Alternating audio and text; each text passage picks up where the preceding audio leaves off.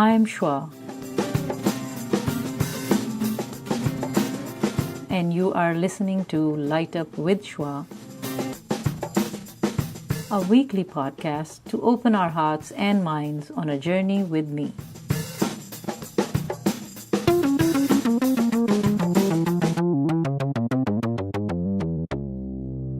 Assalamu alaikum and shalom, right?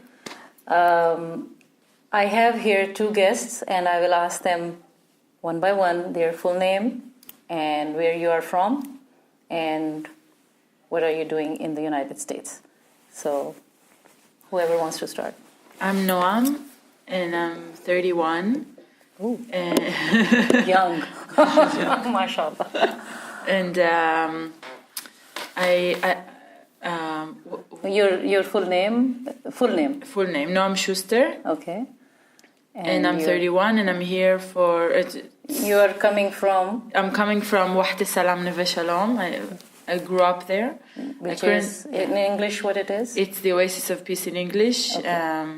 It's Wahat Al Salam is in Arabic, Neve Shalom is in Hebrew, and it stands for the Oasis of Peace. Excellent. Which is the only mixed Palestinian Jewish community in Israel, where Jews and Arabs live together by choice. That's where I grew up, and I will be here in the US. You are here to do what? To spread the word? We're here to spread awareness about the community and especially the educational system in the community, and hopefully to fundraise for educational activities in the community and to spread awareness about Jewish-Arab relations in Israel and Palestine. Okay.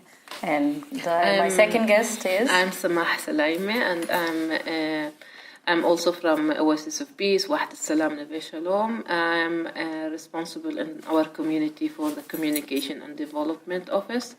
I'm leading the educational system in the village, and we are here to speak and to meet potential supporters emotionally and financially in the States. So when you say emotionally, what does that mean?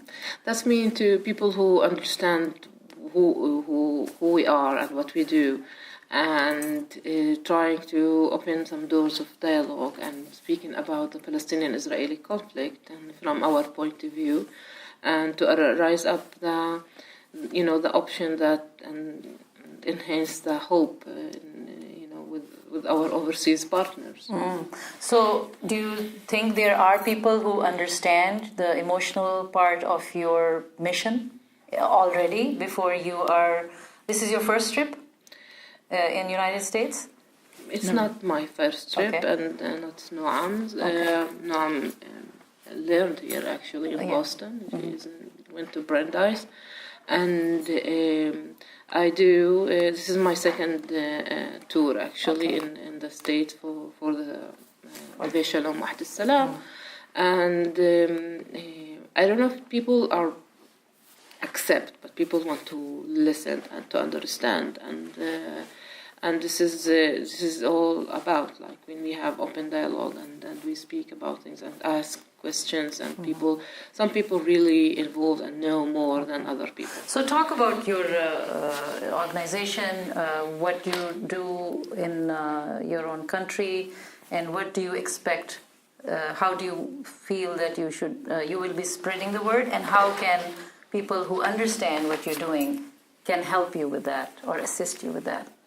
So the village is like any other village all over the place. Normal people, families living together. The special thing in Wahat Al Salam, Neve Shalom, that we choose to move from our original place, Palestinian and Israeli, to live together, and we make that consciousness decision to be together. And we are very committed to that method of life. And that means that we educate our kids together. We are operating binational bio-language school, which means Arab and Jewish kids learning together in the same classroom. And the other thing that we do, we are trying to develop interfaith group dialogue and open dialogue and between professionals under the conflict. And for us, this is educational process or education awareness that we are trying to develop and enhance in our region. What we expect we are non-profit as lots of peace organizations, and we need funds and we need support to in order to continue do this job. And and we are based in Israel, and we don't have any support or funds from the federal government, and we want to expand and to be there and to influence and to increase our influence in the Israeli society, the Palestinian society, and the international community. And in order to do that, we have to be stable, financially stable. So we do have American Friends Association here in the States, and we're trying to speak with potential supporters, potential donors, in order to have more and more circles of people who know about us and can help us maybe visit and be our small ambassadors around the world. What other countries have you been to spread the word of Wahat Al Salam? So because sometimes we face a lot of criticism from the government locally, we have Friends Association in the US, in Europe, in different countries, in England, in Sweden, in Germany, in Holland, in Italy. Wonderful. So it's actually really important because a lot of people have an interest in the conflict, and a lot of people from all religions, they feel like the Holy Land is a place they care about. A lot of Jews also in the diaspora, Muslims, Palestinians in the diaspora also, people who have a connection to the land, they feel like this kind of project and this kind of community is something that they want to see it work. Because if we model something that can actually work, and if we're able not to only practice coexistence, but to practice existence, first of all, with each other, then it sends a message. I think the first kind of vision of the place was a spiritual vision by the founding father, Bruno Hussar, who was originally an Egyptian Jew converted to Christianity. And the first vision was to establish such a place in the Holy Land. And, sometimes I'm embarrassed by how much media and attention the Israeli-Palestinian conflict takes in comparison to what's happening in the rest of the world. But it is true that, it is considered the Holy Land, and it is holy to many people.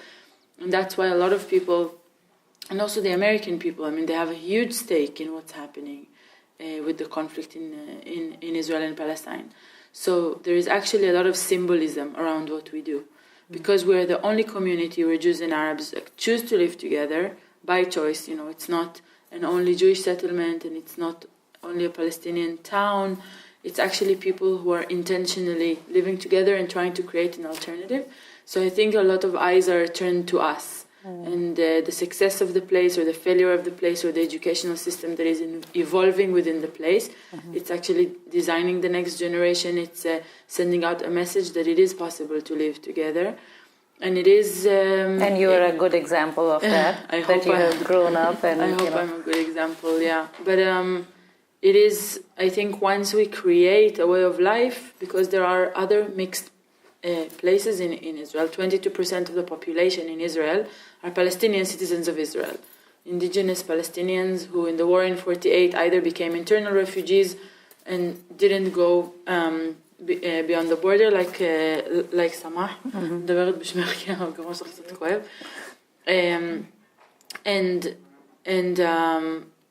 where was my point? 22, yes. So there are other places that are mixed, like Haifa is a mixed town, Jaffa is a mixed town, even Jerusalem is mixed, but all those places, unfortunately, do not practice equal and egalitarian system of living and educational models. So the hope is not that the rest of Israel and Palestine will become like Wahat Al Salam, Neve Shalom. We are realistic. You said you want realistic answers. Realistic answers. Yes. The hope is not this utopia that tomorrow everything will turn into Wahat Al Salam, Neve Shalom. The hope is that the model of education and the model of not being afraid of the other, the model of the fact that, okay, we can live apart, not lovey-dovey in this utopia, but we respect each other, we acknowledge each other, we're not afraid to go to each other's schools, we're not afraid to know about each other's holidays. It's like a step further. my parents and Samah and her husband also, by making a choice raising their children that way, okay, they put all their money in the bank, right? Like we were going for the whole jackpot, you say? Yeah.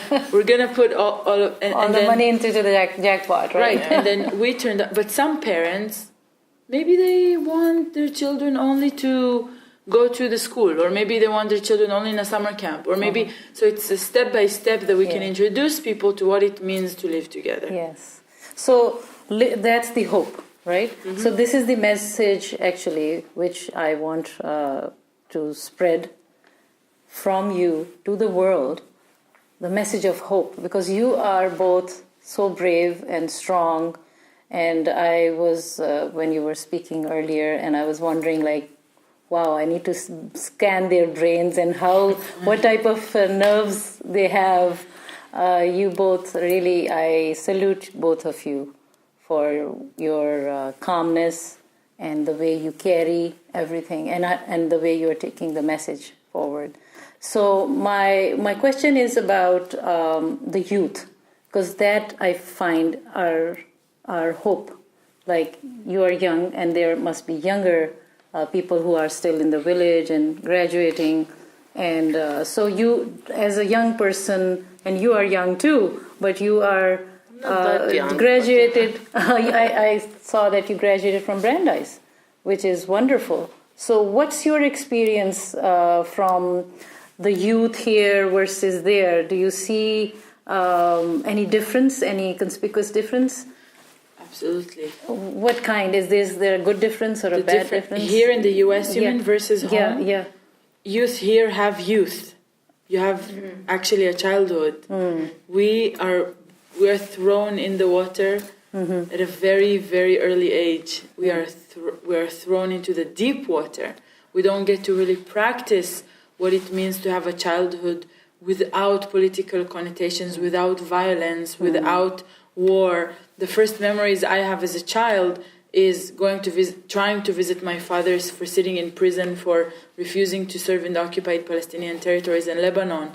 The Gulf War in '91, when I was 4 years old, being in the shelter with we don't have a reality. We don't have actually a practiced reality of a life in the absence of violence or political, or even the knowledge that, for Israeli Jews I'm speaking now, the knowledge that when you're 18 there is like a goal, right? You're gonna put on this uniform. And when we're small, we used to have this saying like, oh, by the time you're 18, there's not going to be war anymore. You're not going to go into the army.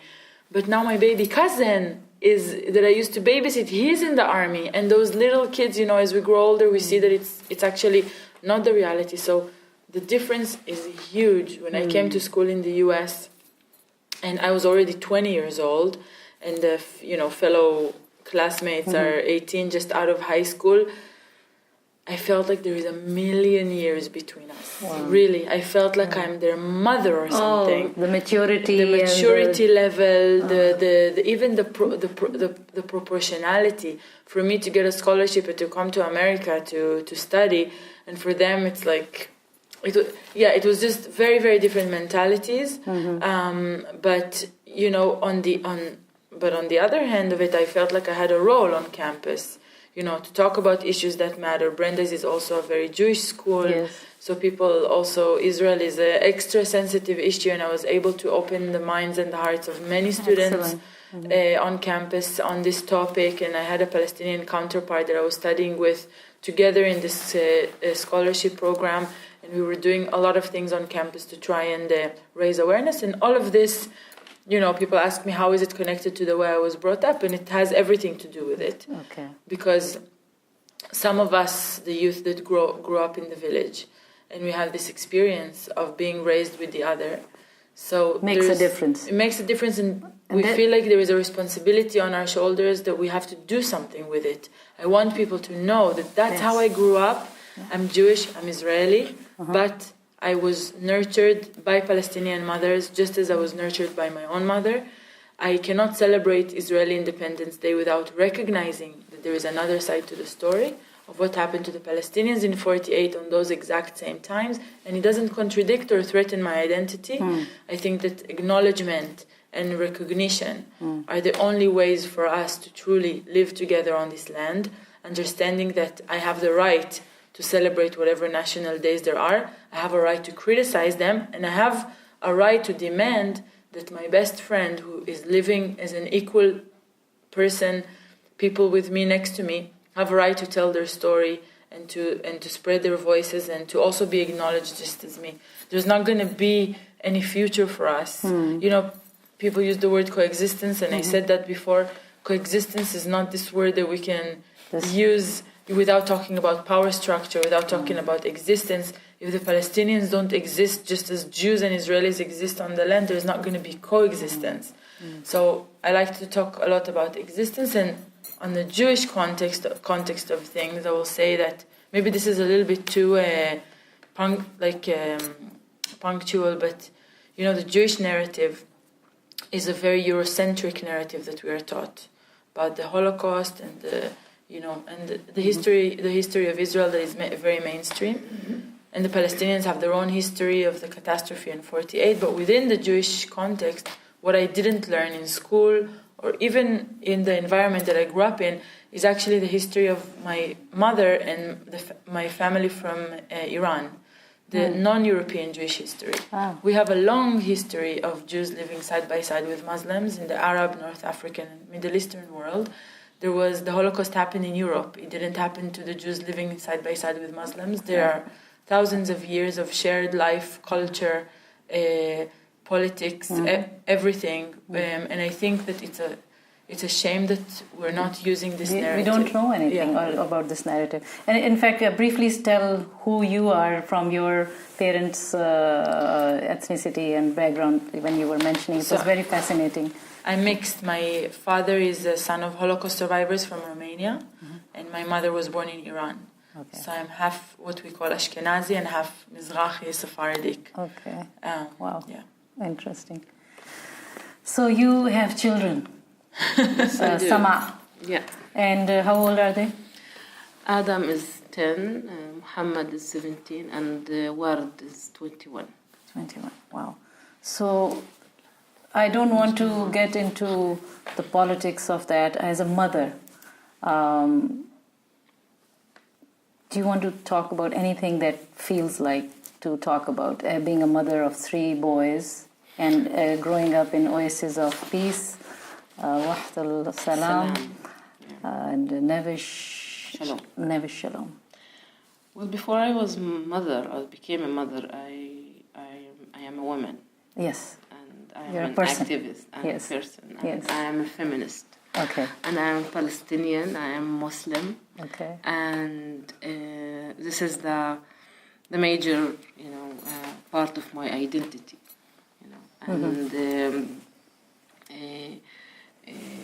And you asked before about how we have the courage, and to do this job. Oh. And I want to talk about this. And I am, as a feminist, I am a social worker, and I used to work with women, and still abused women, domestic violence and gender-based violence. Before, how long? Are you still working on it? For the last 20 years, this is what I do. Okay. So, and I deal with most difficult cases in my inside, like the Arab society, and I'm talking about femicide and gender-based crimes, and the peace activism. It's still piece of cake. Sorry, still piece of cake, and next to this stuff. And but I do think that feminism and being feminist is make me very sensitive for justice and for injustice in the world, and frustration and discrimination, and you cannot be a feminist activist without being aware of the control or power balance around you, and the system, the patriarchal society, militarism, this all kind of circles around us as women in this world is controlling our gender and our destiny. Very much. Till today even. Of course. I mean, even in Western countries that we thought we were. Of course, this is the same cause, the same, different shapes of struggle. but it's a struggle for justice. It's a struggle for our society. And I cannot be, a feminist activist without seeing the oppression against the Arab women and the Palestinian women and the Palestinian as well. I can see what the Israeli society, what the Israeli regime is doing to my people. Okay? So I know what is that feel, to feel that you are frustrated and oppressed by power. Yes. And sometimes it came from men, sometimes it came from armed men, and sometimes it came from governors and rulers. And this is, for me, it's the same struggle, and that's why you can find like a lot of women in the human rights activism, and you hear in the States, you see what happened after Trump election, the women march, and the amazing photos and videos that we show about gun control, and it's led by young women who are really frustrated about what this regime have to offer to the society. It's about gender and violence and oppression, and the occupation is the three of this, the combination of the three of that. This is what happened to my people in 1948. I became refugee because armed soldiers came to my village and destroyed the village and forced my grandmother and my grandfather to evacuate their home, and they ran away to escape. And this is what happened in Syria, this is what happened in Rwanda, this is what happened with the Rohingya, this is what happened in Iraq. And when you see that, like, we are as a woman and we are as a mother, we see that we are paying the price of the war that men decided to start it from the first beginning. So for me, it's continuing the struggle with struggling for peace, struggling for human rights, for women's rights. And this is the same march that we are continuing to do, and every day, it's everyday struggle. So living in Wahat Al Salam, it's part of the deal. Yeah. It's part of the mission. Yes. Okay. And there are some people who really want in their mid-40s to be in, stable place financially and have fancy home and 3 boys with a dog. I'm afraid with dogs, from dogs, so we don't have a dog. Yes. We don't have fancy homes. Well. But we have ourselves, and we have our neighbors, and we have our message to the world that this is possible. So we do that. Yeah. And the last 2 years, it's like closing the circle. So I became more active as a parent in the parent committee in the school, the primary school in the village, and then I was elected to be the chairperson of the education system. And from the first beginning, it was the man person or the chairman or something like that. It's called the chairman. So not very women representation. And I thought, like, why? I'm a woman, though. So they said, you are the first woman elected to this thing. I said, I don't want to be the chairwoman. I want to be the chairperson. Okay? And I don't like the chair. I go around, so I don't sit in some place. Yes. So change start from everything, like from what you eat, what you consume. You buy now from me some embroidered stuff from Palestinian women under the occupation, fighting for non-violence against the wall that oppressed them and take their land from them. And their products cross the borders and fly with me here to Boston, and you bought that stuff. This is the change that I'm looking for. This is the change that when I talk about something, you can, as a simple citizen, do something about the peace. You know what you eat, you know what you consume, you know what you wear. Yep. So when we have awareness, we can change the world. Yes. And when we have mentor, and in the Neve Shalom, we are like a hub, we're like a place that welcome people who want to change something in their communities. One of our projects, it's about environment. We have forum of Arab and Jewish environmentalists who speaking about the water and speaking about recycling and speaking about that aspect of that struggle. How the Israeli government actually steal the water from the Palestinian authorities, what they do for that, and what's their responsibilities as a professionalist. They are not politicians, they are not peace activists, they are environmentalists. And so they established a forum for Jewish and Arab environmentalists advocating about environment and women and water industry in our region, because water crossed the border as well. Yeah. Okay, so there are lots of aspects that you can be active in. And we have art gallery, for example, in the village. 19 Arab and Jewish artists contributed their work to send the message, and their last exhibition called Barriers for Peace. So this is their way to say that peace is possible, through art, through lectures, through literature, through what we do in the spiritual center, through the dialogue about text, about religious text, about literature, poem, and books. We can be active in every aspect in your life. And it's a matter of, this is your choice. Sure. So if you choose to be involved, you will find your place in this world. Yep. And our place is called Neve Shalom, Wahat Al Salam. Well, I think I can see you guys are doing the right thing, definitely. This is a very small thing to say, actually. You have traveled all the way. You both are in jet lag and ready to sleep. But what a service to do. And I would like, 2 last questions which are related to each of you. I want to give message of hope in this situation that you have been. And then the last question that I ask about, and that will be the last for my podcast. My message is you are welcomed, and in our struggle, and for each voice counts. And we need, the loud voices and the small voices and the, kids' voices and everyone. And because we are in the same boat, and we have to raise our voices. And when I lose my voice, I will need a partner behind me. And it's a movement that have to be, and to have to be enhanced and empowered. And each voice matters. Thank you. Yes, Noam. If you have the energy to say. Sorry, I know. Dizzy. It's okay. Go ahead.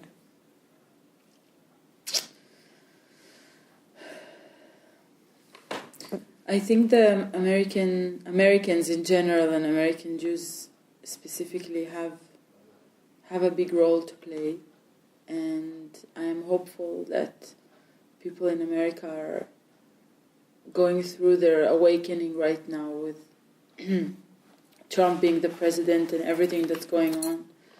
And hopefully through that lens we will be able to view more critically what is happening in Israel and allow the same kind of action to take place like it is taking place here, take place in Israel, Palestine. And for people to understand that we are not going anywhere. Palestinians are not going to disappear. Israelis are probably not going to disappear.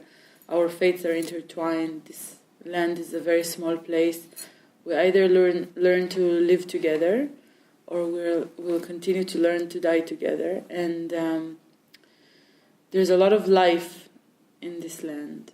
And people, I think, in the end, we tend to choose life. When people have hope, when people have running water, when people have dignity, when people have recognition, we choose life. We don't have, it's not in our instinct to choose otherwise. So I hope we can allow Palestinians and Israelis to just have dignity and just the ability to choose life. Because when you choose to be violent, it means that you have a lot to lose. But you have nothing to lose, actually. And so I just hope that the young generation will just feel like there is more to life than to violence. Yeah. Thank you for that. And then my last question is, to bring this very rich and heart-wrenching situations that we all go through, and especially people who are living in that region, and especially nowadays all over. What lights you up? That's my podcast. Light up with Shua. So tell me, Samah. The small stories, small successes. The little boys who sometimes do stupid things and only say, boys. Boys. I have boys. Okay. I have 3 boys. So when they say something very simple and naive and make me smile. And last week, Adam is in the 5th grade, and he learned English. And he's not so good in English. So our neighbor is trying to help Bob. And he was telling me about and he put this word just in a sentence, trying to use it. To use it. And Adam said, just mean justice, just mean to be fair. And Bob was trying to say just that, or just that. And Adam was insisted that this is to be fair. To fight for justice. This is what my mother do. This is what my father do. It's not silly word that you're trying to teach me. That's good. That's good. And it's make me laugh because he's 10 years old and he's already aware of justice and how important this word and so I do believe that he will become a decent and respectable, committed man to justice. And good. So that's a good hope for the the small successes, small stories, and lights you up. Yes. Okay, Noam, what lights you up? To be honest, of course. Coconuts food lights me up. Really? Oh, I should get that for you. Actually, I think about Iran a lot and the possibility to visit there. I can't because I have an Israeli passport. Yeah. But the thought of where my mom was born, where my grandmother is from, all these things, I'm really curious about it, and I keep researching that, and it's like an unreachable place that I would like to reach, because growing up, in this context, I realized that a lot of my history was wiped from the history of the Jewish people, the history of coexistence with Muslims and with Arabs in the Middle East, and for some reason, I'm taught that coexistence is this liberal, European, white, Jewish, American something. What? And I'm like, actually, I think my grandmother taught me the most about coexistence than any other white professor I ever had. And I realized that this thing is not in my reach. So Iran lights me up. A nuclear weapon. Be careful. Thank you so much. Thank you very much for your time and your patience. And with your jet lags, I am privileged and honored to be able to talk to you from all the way from Israel and Palestine. We're happy to. Shukran. Thank you. How do you say in Hebrew? Tuda. Tuda? Tuda. Thank you.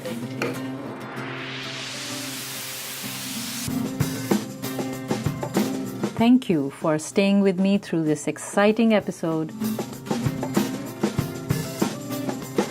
Please don't forget to subscribe and stay tuned for the next episode of Light Up with Shua.